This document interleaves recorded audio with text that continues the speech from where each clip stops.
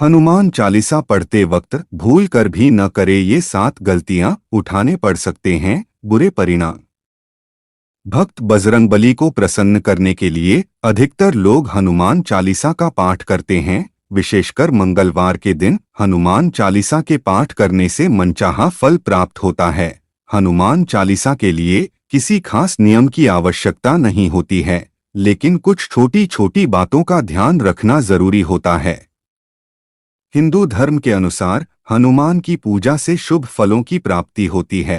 ऐसा माना जाता है कि उनकी पूजा से लोगों की समस्त मनोकामनाओं की पूर्ति होती है और शुभ फलों की प्राप्ति होती है।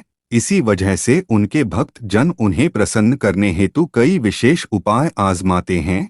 ऐसी मान्यता है कि जो कोई भी भगवान हनुमान की पूजा करता है वह समृद्धि, धन और सकारात्मक ऊर्जा से भरपूर हो जाता है। ऐसी मान्यता है कि चालीसा के नियमित पाठ से भगवान प्रसन्न होते हैं और समस्त कष्टों से मुक्ति दिलाते हैं। हनुमान चालीसा में लगभग 40 चौपाइयां शामिल हैं। ऐसी मान्यता है कि यदि कोई व्यक्ति हनुमान चालीसा का पाठ करते समय सभी नियमों का पालन नहीं करता है तो उसे पूजा का पूर्ण फल नहीं मिल पाता है। तो आइए जानते हैं हनुमान चालीसा का पाठ करते वक्त किन गलतियों से बचना चाहिए। लेकिन उससे पहले अगर आप भी चाहते हैं कि बजरंगबली का आशीर्वाद आप पर बना रहे तो इस वीडियो को एक लाइक करें और चैनल को सब्सक्राइब कर ले और कमेंट बॉक्स में जय बजरंगबली जरूर लिखें। नंबर 1, किसी बीच की चौपाई से पाठ शुरू करना। ज्योतिष मान्यताओं के अनुसार जब कोई व्यक्ति सही तरीके से हनुमान चालीसा का जाप करता है तो उसे बहुत लाभ होता है।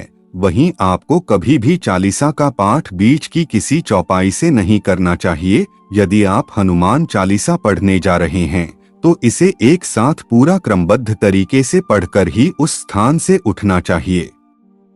कभी भी बीच की किसी चौपाई से पाठ शुरू न करें। कोई भी पाठ अगर आप कर रहे हैं तो उसे सच्चे मन से करना चाहिए, अन्यथा पाठ करने का फल कभी नहीं मिलता। नंबर 2, साफ तन और मन से पाठ करना। ऐसा माना जाता है कि यदि आप घर में हनुमान चालीसा का पाठ करते हैं तो हमेशा शुद्ध तन और मन से मंदिर में दीपक प्रज्वलित करके हनुमान जी का ध्यान करते हुए पाठ करें। नंबर 3, तामसिक भोजन और मदिरा का सेवन। यदि आप हनुमान चालीसा का पाठ करते हैं तो सुनिश्चित करें कि आपको भूलकर भी तामसिक भोजन या मदिरा का सेवन नहीं करना चाहिए। ऐसा करने से आप हनुमान जी के क्रोध का पात्र बन सकते हैं।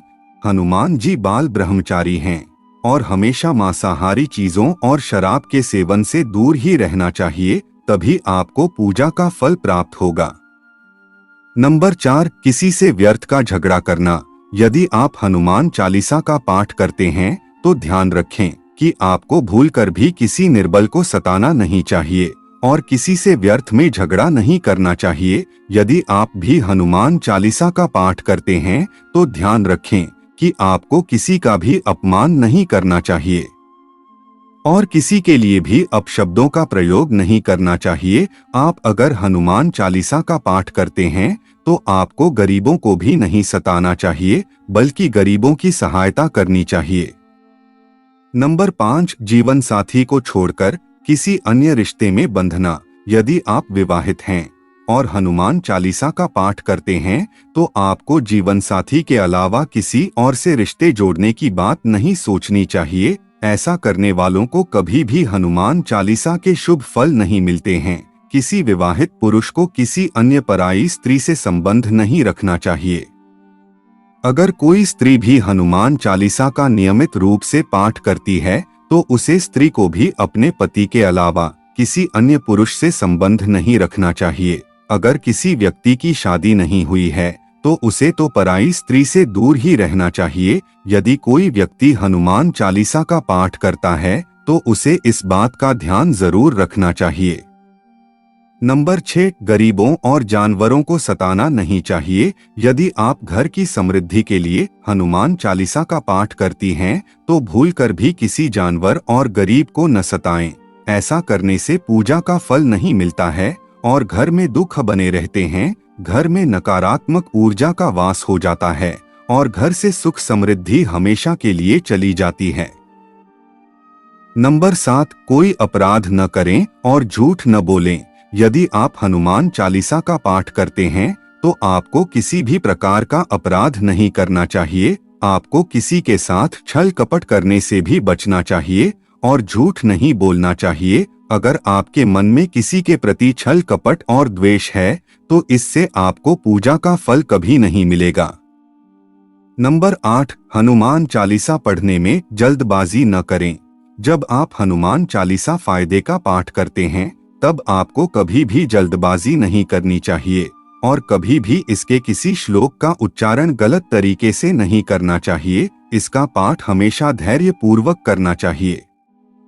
नंबर 9, राम का नाम लिए बिना न करें शुरुआत। सभी इस बात से परिचित हैं कि हनुमान राम जी के परम भक्त हैं, इसलिए भगवान राम का नाम लिए बिना हनुमान चालीसा की शुरुआत न करें, वरना आप इसके फल से वंचित रह जाएंगे। नंबर 10, तन और मन रखें साफ। हनुमान जी और उनके इष्ट श्री राम के चित्र की स्थापना करें। इसके बाद उनके समक्ष जल से भरा पत्र रखें। कम से कम 3 बार से लेकर 108 बार तक चालीसा का पाठ करें। घर में हनुमान चालीसा का पाठ करते समय तन और मन दोनों साफ होना बेहद जरूरी है। नंबर 11, मन में न लाएं अनुचित ख्याल। हनुमान चालीसा का पाठ करते समय मन किसी भी प्रकार अनुचित ख्याल नहीं आना चाहिए। प्रयास करें कि चालीसा पाठ का समय रोज एक ही हो। विशेष दशाओं में यात्रा तथा सोते समय भी चालीसा का पाठ कर सकते हैं। नंबर 12, मंगलवार और शनिवार को हनुमान के दर्शन। हनुमान चालीसा का पाठ करने वाले को मंगलवार और शनिवार को हनुमान मंदिर में जाकर हनुमान जी के दर्शन जरूर करने चाहिए। यदि मंगलवार या शनिवार को हनुमान मंदिर में जाकर उनके सामने घी का दीपक जलाने से और हनुमान चालीसा का पाठ वहीं बैठकर करने से बड़े कष्ट दूर हो जाते हैं।